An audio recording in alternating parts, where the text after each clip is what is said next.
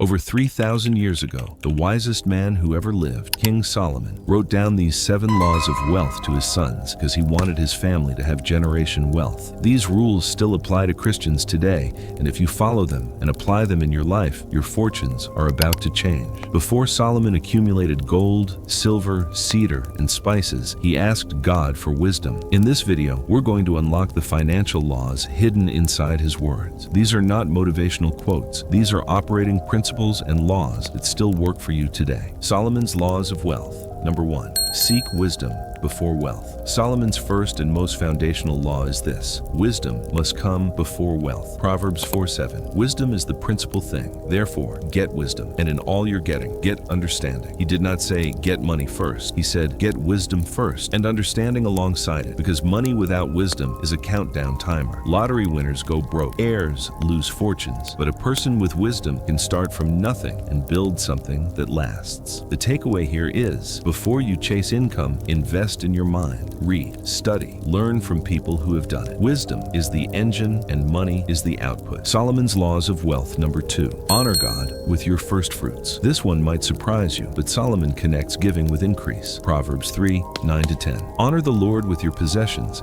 and with the first fruits of all your increase, so your barns will be filled with plenty, and your vats will overflow with new wine. First fruits means the first portion, not the leftovers. Solomon is describing a posture of the heart, one that says, I trust in a source greater than my own effort. When you give first, money doesn't become your master, it becomes a tool. The takeaway here is, build generosity into your financial system from day one, whether that's tithing, charity, or community investment. Giving first is a discipline that keeps your relationship with money healthy. Solomon's laws of wealth. Number 3, hard work over wishful thinking. Solomon had zero patience for laziness. Listen to what he wrote in Proverbs 13:11. Lazy hands make for poverty, but diligent hands bring wealth. Proverbs 10:4. Wealth gained hastily will dwindle, but whoever gathers little by little will increase it. These are 2 laws in one. First, diligence pays, not hustle culture for its own sake, but consistent, focused effort over time. Second, slow money beats fast money. Get-rich-quick schemes rarely last, but the person who adds to their savings week by week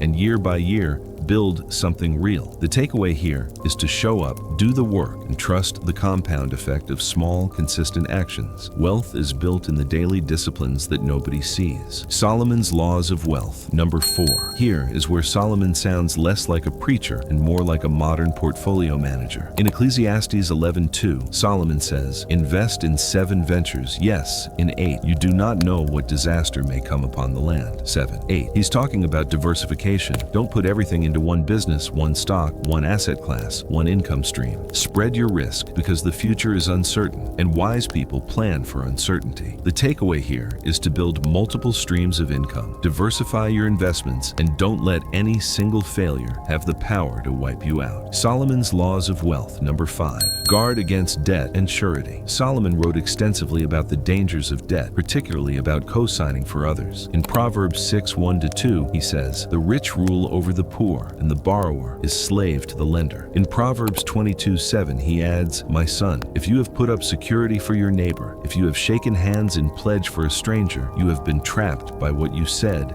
ensnared by the words of your mouth. Solomon isn't saying never borrow. He's saying understand what debt does to your freedom. Every monthly payment is a claim on your future income. Enough of those claims, and you're no longer building wealth, you're servicing your past decisions. The takeaway here is to use debt strategically, not casually. Avoid co-signing for others and work aggressively to eliminate high-interest debt, because financial freedom begins where debt ends. Solomon's laws of wealth. Number 6, plan carefully before you build. Solomon was the greatest builder in Israel's history. He built temples, his palace, and entire cities, and he knew that ambition without planning is just fantasy. Proverbs 24:27. The plans of the diligent lead to profit as surely as haste leads to poverty. And in Proverbs 21:5, put your outdoor work in order and get your fields ready. After that, build your house. In other words, prepare your income before you expand your lifestyle. Get your financial foundation solid before you scale. This This is the opposite of how many people operate. They spend first and then figure it out later. The takeaway here is to write down your financial goals, make a budget, and have a plan. The diligent think before they act, and their thoughtfulness becomes profit. Solomon's Laws of Wealth. Number 7. A good name is worth more than riches. Finally, this law is the one that cuts against everything our culture says about wealth and status. In Proverbs 22:1, Solomon says, "A good name is more desirable than great riches. To be esteemed is better than silver or gold." Your reputation is your longest-lasting asset. The trust people place in you, the relationships you protect, and the integrity you maintain in business compound over time, just like money does. Shortcuts that compromise your name might produce short-term gains, but Solomon says, the person of integrity will outlast and outperform clever schemer every time. The takeaway here is to build your wealth in a way you're proud of. Protect your name and do business with honesty. The dividends of a good reputation are paid for a lifetime. Solomon was asked what he wanted most from God, and he didn't ask for wealth or long life or victory over his enemies. He asked for wisdom, and out of the wisdom that God gave him, everything else followed. That's the master key behind every law we covered today. Seek wisdom, work with diligence, give generously, plan carefully, protect your reputation.